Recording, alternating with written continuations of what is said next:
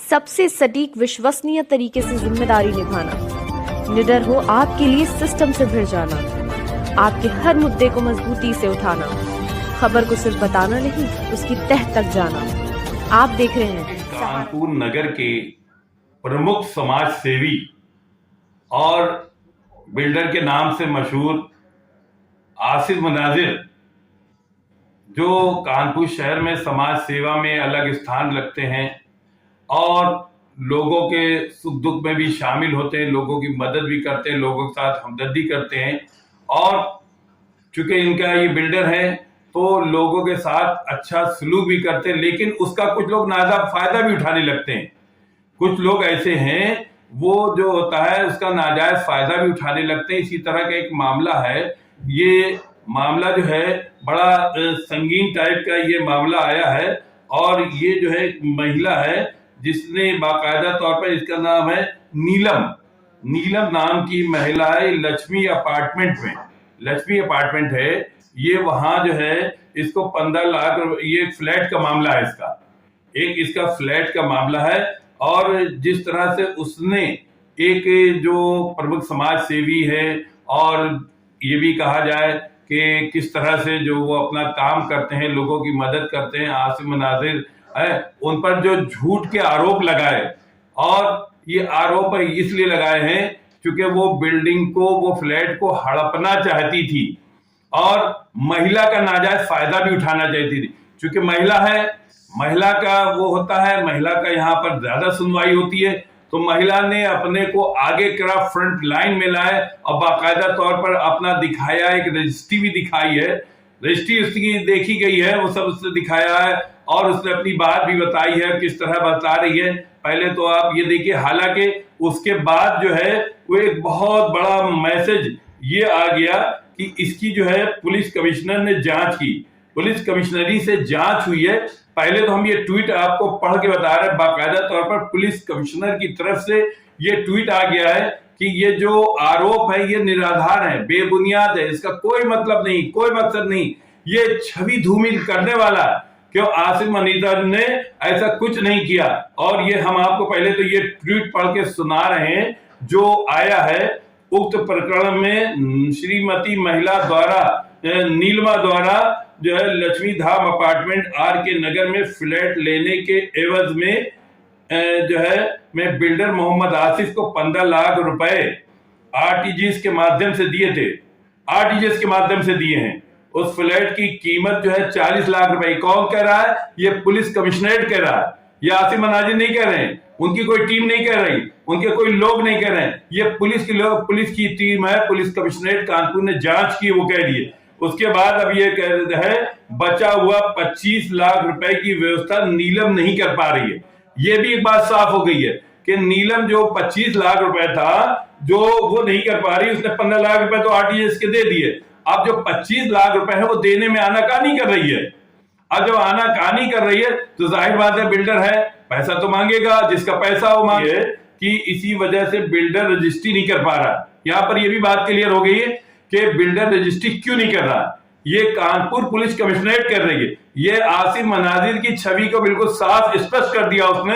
अब इसमें कोई बेस नहीं रहा, कोई वो नहीं रहा है, कोई आरोप का कोई मकसद नहीं रहा है और ये बेमकसद हो गया है कि जो महिला ने आरोप लगाया, इसका मतलब ही कि महिला के द्वारा जो आरोप लगाया है वो कोई मान्य नहीं है। क्योंकि आरोप कोई भी लगा सकता है, आरोप लगाने के लिए स्वतंत्र है, ये लोकतंत्र देश है, यहाँ सब स्वतंत्र हैं, आरोप लगा सकते हैं। लेकिन उसका जो जांच पड़ताल हुई है उसमें जो है ये चीज, और हम आगे पढ़ के सुना रहे हैं। साथ ही अब ये भी पुलिस कमिश्नरेट ये भी कह रही है कि साथ ही ये भी उल्लेखनीय कि आवेदिका कहती है कि उसने 8 लाख रुपए की मरम्मत में लगाए, यानी 8 लाख रुपए मरम्मत में लगाए हैं, वो पैसा बिल्डर से काटना चाहती है, यानी जो मरम्मत में पैसा लगाया बिल्डर से काटना चाहती। इसी वजह से दोनों विवाद है, इन्होंने विवाद की वजह ये। लेकिन अब यहाँ ये एक बहुत साफ लाइन है, बहुत स्पष्ट लाइन है। ये लाइन पूरी तरह से हम ये ट्वीट भी आपको देंगे। नीलम के द्वारा लगाए गए आरोप गलत हैं। अब यहाँ पर ये देखिए, ये नीलम के द्वारा ये आरोप जो लगाए गए हैं ये हम आपको दिखा रहे हैं। देखिए किस तरह से है ये आरोप है, ये बिल्कुल देखिए ये बिल्कुल गलत है, बेबुनियाद है, और इसका कोई वो नहीं है कि किसी तरह के ये आरोप है या किसी तरह से है। ये एक फैशन चल पड़ा है कि किसी की छवि को धूमिल कर दिया जाए। चूंकि अब बिल्डर है, बड़ा काम करता है, तो उस पर जो है आरोप बहुत जल्दी लगा दी जाती है। हालांकि उसकी कानपुर पुलिस कमिश्नरेट बाकायदा सफाई करके और ये ट्वीट जारी कर दिया है, और जो जिस तरह से जो वीडियो वायरल हुआ उससे उनकी छवि खराब हुई, उन्होंने जो है मतलब उस पर अपना खेद भी जताया, लेकिन वो सब बात अब क्लियर हो गई है। आप ये पहले ट्वीट देखिए पूरा।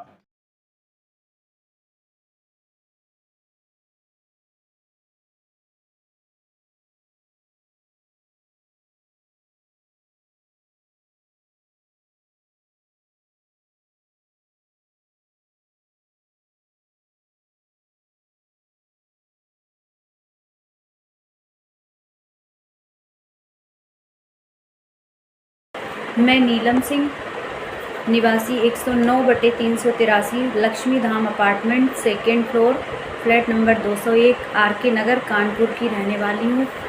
मैंने यहाँ के फ्लैट के बिल्डर मोहम्मद आसिफ से 2020 में यह फ्लैट परचेज़ किया था, जिसकी फाइनेंस की जिम्मेदारी इन्होंने कराने की जिम्मेदारी ली थी।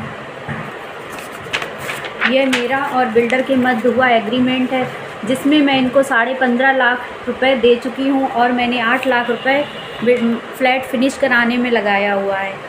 अब भूस्वामी लक्ष्मीकांत गुप्ता, जो कि थाना नजीराबाद के एचएस हैं, ये और बिल्डर अतिरिक्त धन उगाही के लालच में मुझसे बोल रहे हैं कि आप फ्लैट यहाँ से छोड़ दो और हम आपको अब रजिस्ट्री नहीं करेंगे। मेरे द्वारा बार बार आग्रह किया जा रहा कि मेरी रजिस्ट्री करिए, पर ये लोग रजिस्ट्री नहीं कर रहे हैं, और मेरी जो पार्किंग इन्होंने दी हुई थी उस पर भी इन्होंने कब्जा कर लिया है।